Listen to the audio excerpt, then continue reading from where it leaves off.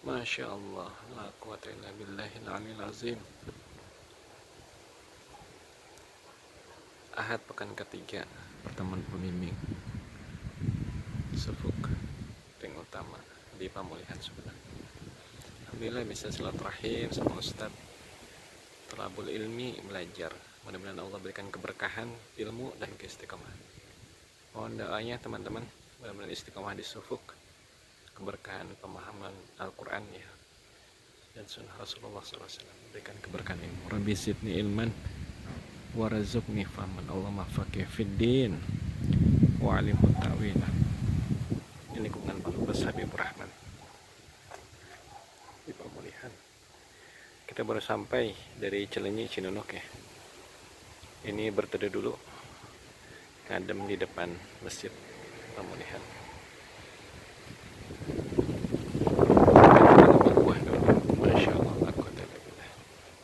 Terus ikuti perjalanan setia sunnah dan mengasih sunnah Rasulullah SAW, talabul ilmi, berbagi dan peduli.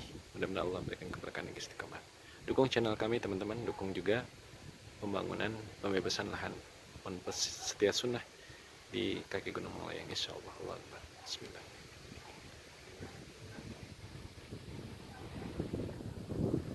Jadi sebuah pelajaran longsor di tempat kita itu bagi orang beriman ada sebuah pelajaran. Pasti ada hal yang tidak diridhoi oleh Allah Subhanahu wa taala di tempat itu. Karena Allah tidak mungkin menzalimi hambanya, tapi hambanya sendirilah yang menzalimi diri mereka sendiri. Tidak mungkin Allah tiba-tiba mendatangkan longsor, tiba-tiba Allah mendatangkan banjir, itu tidak mungkin. Pasti ada masalah. Nah, orang kafir mereka mengatakan itu mah fenomena alam, wajar, ya. Apa namanya, kehendak alam. Enggak, orang beriman dia mengatakan pasti ada pelajaran. Rajulun fi zubabin wa dakhala an-nar rajulun fi zubabin. Di sini dijelaskan masuk surga seseorang itu gara-gara lalat, masuk neraka gara-gara lalat. Bu, menurut ibu, menurut bapak, lalat itu gede kecil urusannya? Masuk surga karena lalat, masuk neraka karena lalat. Qalu, kemudian para sahabat berkata, wa kaifa dzalika ya Rasulullah? Kenapa bisa begitu wahai Rasul? Qala marra rajulani ala qaumin lahum sanamun la yajuzuhu ahadun hatta yuqarribu lahu syai'an. Kata Nabi, marra rajulani, berjalan dua orang laki-laki ala qaumin, pada sebuah kaum. Lahum sanamun, kaum tadi punya patung, punya kepercayaan, punya kebiasaan, punya adat istiadat. Jadi dia ayam mengagegeuna sama itu. La yajuzu ahadun hatta yuqarriba lahu syai'an. Di situ dikatakan tidak diizinkan kepada seseorang untuk lewat situ, untuk masuk situ, hatta yuqarriba lahu syai'an, sampai dia orang tadi mengorbankan sesuatu bagi patung tadi. Makanya gak ada orang lewat tebing emen kudu micen, orang beda aja gitu. Lewat tebing emen micen rokok, lewat kilometer 97 bunyi klakson. Punten anu ngagege di kilometer 87 tet 3 kali. Menurut ibu itu aman tidak? Bermasalah tidak? Atau tidak masalah? Padahal kan agama gitu, tilu kali. Apa menurut ibu ketika datang kepada seseorang yang mereka mengklaim bisa mengetahui apa yang akan terjadi di masa depan, Apa mengklaim bisa mengetahui sesuatu yang sudah lalu? Menurut ibu masalah tidak? Itu masalah yang sangat besar di dalam pandangan syariat. Faqalu li ahadihima. Kemudian kaum tadi berkata kepada salah seorang dari orang yang mau lewat melalui patung tadi, qarrib, wayana kurban. Qala laisa inni syai'un aqarribu. Kemudian orang tadi mengatakan laisa inni syai'un, tidak ada sesuatu pun pada diriku uqarribu yang aku bisa gunakan untuk berkorban. Jadi dia tidak bawa sesuatu. Terbawa hayam bodas, terbawa hayam hidung, tahu dia maksudnya? Terbawa dok sawang, terbawa lain, dengan apa kata kaum tadi? Kata kaum tadi qarib walau dzubaban. Nggak biasa kira kita. Pokoknya wayahna kudu kurban walaupun dengan seekor lalat. Lalat. Bu pamosna seberapa lalat? Pak, harga lalat berapa duit? Katanya harga kalau ada orang yang mau lalat di rumah misalnya bawa kakek itu gratis. Urusannya dengan lalat. Kemudian faqarraba dzubaban, maka dia laki-laki yang pertama tadi dia berkorban dengan seekor lalat. Fakhallu sabilahu, kemudian orang tadi diperbolehkan lewat, aman maneh. Aman cek maneh micen kuntung rokok di tebing emen aman maneh, cuma kata Nabi orang tadi pada akhirnya fadakhalan naro, masuk neraka. Gara-gara mampu lalat. Kenapa masuk neraka? Karena dia telah memindahkan hak berkurban yang seharusnya milik Allah, dia pindahkan kepada sesuatu selain. Ini disebutnya kemusyrikan yang Allah tidak ridho. Innallaha la yaghfiru an yushraka bihi. Allah tidak akan mengampuni dosa orang yang mempersekutukan Allah. Wa yaghfiru ma duna dzalika liman yasha, tapi Allah akan ampunkan dosa selain syirik.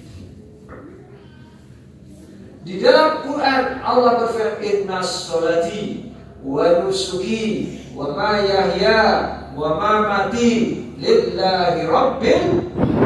Sesungguhnya salatku, nusukku ibadahku, hidupku, matiku. Kurban itu termasuk ibadah.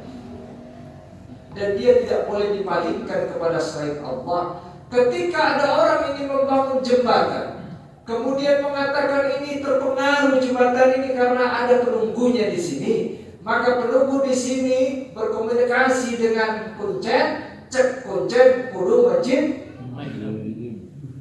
sapi, mbak, ayo begitu, ayo kene, hanya ayo kita jangan jual ini kene begitu, kita jangan iraha.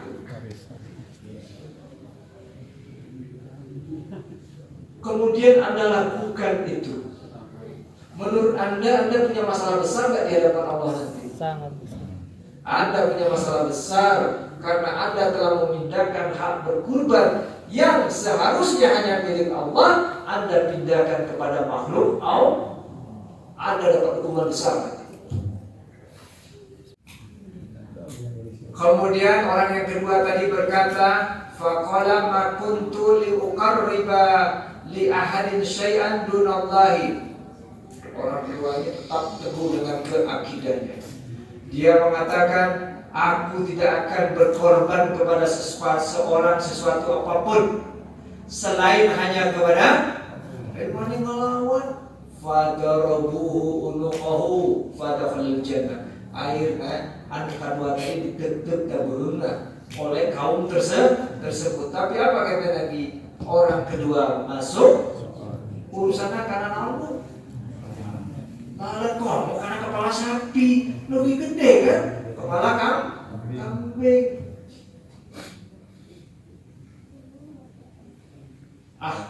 Kita ini kadang-kadang mengorbankan hidup kita yang sebentar untuk kesenangan yang sebentar. Dan hidup di dunia memang sebentar, Bu. Pak, dan walami orang hidup di dunia mau kita korbankan juga diri kita dicemplungkan ke neraka bumi itu bertahan saja dengan akidah. Askuruka wa at'uka. Nah, apa sih yang dimaksud dengan askuruka wa at'uka? Maksud askuruka itu artinya asna alaika wa ahmaduka bihi. Ya, dengan kalimat tadi maksudnya aku akan mengingatmu, artinya asna memuji atasmu dan menyanjung dan memujimu dengannya dengan kalimat la ilaha illallah. Begitu. Kemudian wa at'uka bihi atawassalu bihi ilaika iza da'autuka. Maksudnya at'uka, aku berdoa kepadamu dengannya. Ya, ini kembali ke la ilallah tadi. Maksudnya atawassulu, aku bertawassul bihi dengannya ilaika kepadamu. Iza apabila da'autuka, apabila aku berdoa kepadamu. Jadi gitu tafsir ini. Nah, seperti kayak ini kan. Nanti setelah tafsir ini dia bagus ini mah untuk orang belajar lah. Nah, setelah ini dia kasih al-makna al-ijmaliyu lil hadisi. Makna global dari hadis ini apa? Maka katanya anna Musa alaihi salatu wassalamu talaba min rabbih azza wa jalla ayyu allimahu zikran yusna alaihi bihi wa yatawassulu ilaihi bihi fa arsalallahu ayyakula la ilaha illallah. Fa atraka Musa anna hadzal kalimata kasirun zakaraha ala alsinati khalqi wa huwa innama yuridu ayyakhussa bihi bizikri yamtazu bihi an ghairihi fa bayanallahu izama fadli hadza dzikri allazi arsalahu ilaihi wa annahu la syai'a yu'adiluhu fil fadli. Perjalanannya cuma masalahnya akhir perjalanan itu dua, ada surga dan neraka. Kalau seandainya surga wungkul ya bebaslah kamu di dunia mau ngapain ke, ada tempat balik kan cuma surga doang. Kamu mau sholat, mau latihan karate, mau latihan kungfu, mau kamu maksiat, enggak, pokoknya karena ini enggak ada, kamu pasti ke surga. Sudah diampuni dosa-dosa. Masalahnya ya iya, karena ada ini, jadi kamu nggak boleh sembarangan, berarti ada atuh. Nah, karena ada ini ada, maka Allah kan bikin di sini untuk manusia itu pemisahnya, filternya. Siapa yang berhak ke sini, siapa yang berhak ke sini. Filternya itu dua, dua jalan para nabi dan jalan-jalan setan segitu. Nah, pada akhirnya nanti manusia itu masuk ke sini ada tiga cara. Ada yang tanpa hisab, ada yang dengan hisab, ada yang masuk neraka dulu baru keluar. Nah, yang keluar dari sini yang mati dalam keadaan tidak mempersekutukan Allah walaupun dia melakukan dosa-dosa besar. Siapa di mana? Ya di sini. Ya. Salah satunya di sini. Nanti Syafaatul Uzma itu ketika Nabi SAW meminta di hisab itu kan, ketika di padang mahsyar kan nunggu putusan belum diputuskan. Nah, itu syafaat yang pertama. Tapi yang kita bicarakan di sini. Di sini kalau orang penghuni neraka itu ada yang abadi, ada yang tidak abadi. Nah, al-muwahhid itu tidak abadi di sini. Dia akan keluar lagi dimasukkan ke sini berkat la ilaha illallah. Ya. Jadi yang mati tidak mempersekutukan Allah, dia berhak ke sini walaupun dia melakukan dosa-dosa besar, rampok, zina, zina, macam-macam itu. Dia pasti akan keluar.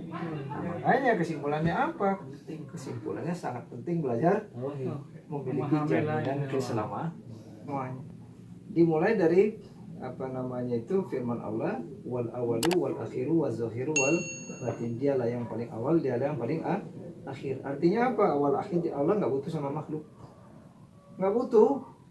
Kenapa? Karena Allah itu kan qul huwallahu ahad, Allahu samad, lam yalid wa lam yulad, tidak butuh apa-apa. Tapi ketika Allah beriradah, berkeinginan ingin menciptakan sebuah sistem yang disebut dengan penghambaan di diri maka diperlukanlah toolsnya untuk supaya sistem itu terbangun.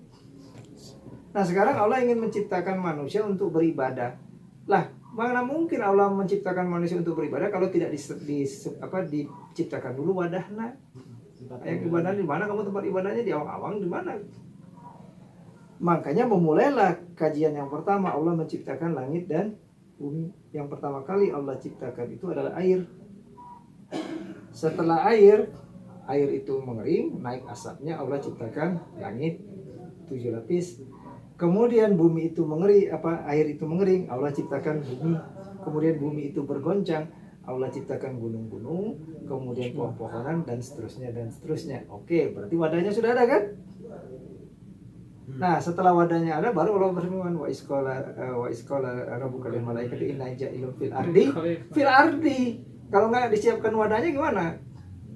Nah, oke, akhirnya disiapkanlah wadahnya selesai, baru diciptakan manusia kan wadahnya sudah ada. Ya. Nah, sekarang Allah menciptakan segala sesuatu itu kan dengan ajalin musamma, batas waktu tertentu. Ya. Makanya di dalam Al-Qur'an ma khalaqnas samawati wal arda tidaklah kami jadikan langit dan bumi itu main-main, tapi illa bil haqq wa ajalin musamma, kecuali dengan hak itu untuk ibadah, dan ajalin musamma dengan waktu yang sudah ditentukan. Makanya Allah kasih batas waktunya. Ya. Batas waktunya yaitu kiamat kecil, matinya kita masing-masing, kemudian kiamat kubro, hancurnya dunia. Nah itu jalan ceritanya. Jadi kalau belajar agama pakai jalan cerita mah enak dengernya. Dan yang nyeritanya juga nggak bisa habis terus saja sampai suaranya nggak habis sendiri. Nah setelah selesai itu kan Allah siapkan, Allah jadikan manusia. Cuma Allah kan ciptakan ada surga dan neraka. Maka Allah ciptakan makhluk yang berikutnya supaya bisa terpisah, yang masuk surga, yang masuk neraka. Nah Allah ciptakan yang namanya setan itu, bukan hanya sekedar raja di surga, enggak, itu supaya ini karena ini ciptakannya dua nih. Nah kalau nggak ada setannya, nah kumaha deh. Makanya Allah akhirnya menciptakan makhluk yang berikutnya, yaitu setan, ya, untuk bisa pemisah sebagai mana yang cocok ke surga. Kalau telah ciptakan sebelumnya mungkin setan. Ya kan kalau udah diciptakan itu kan keniscayaan kan berkaitan. Kalau nggak jalan ini mah. Ya kan? Ya kalau nggak ada setan ya ngapain kita ini niat ya? Yang nggak suka ke dia. Nah, diciptakanlah setan. Maka kata setan dengan skenario-nya begini begitu itu kan skenario-nya. Nah kemudian kata setan dia akan menyesatkan manusia, datang dari depan, belakang, kanan, tafsirnya dijelaskan gini. Okay. Nah kemudian setelah diciptakan setan tadi, nah Allah juga kan kasih guidingnya juga. Kalau nggak ada guidingnya kan nggak bisa ngelawan setan itu. Ya, maka Allah turunkan sparingnya, turbulnya para nabi dan rasul. Makanya setiap kali kaum sesat sama setan, Allah utus para nabi dan rasul. Nah seperti itu. Nah kemudian para nabi dan rasul itu apa tugasnya? Tugasnya memberi tahu kepada manusia aturan yang diinginkan oleh Allah. Pertama, bagaimana berhubungan dengan Allah. Yang kedua, bagaimana berhubungan dengan sesama manusia. Dan yang ketiga, bagaimana berhubungan dengan alam segitu unggul. Itulah yang disebut ibadah. Itulah yang disebut dengan al-islamu atau syariat Islam. Itu.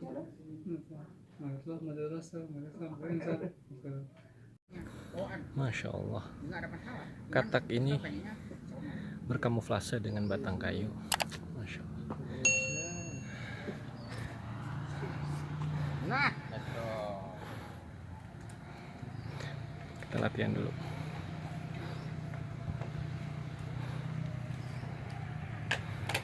Lanjut jurus lilin membelah. Lilin meleleh. Masya Allah. maju 2 kali dia. Masya Allah. Nah, Alhamdulillah. kali.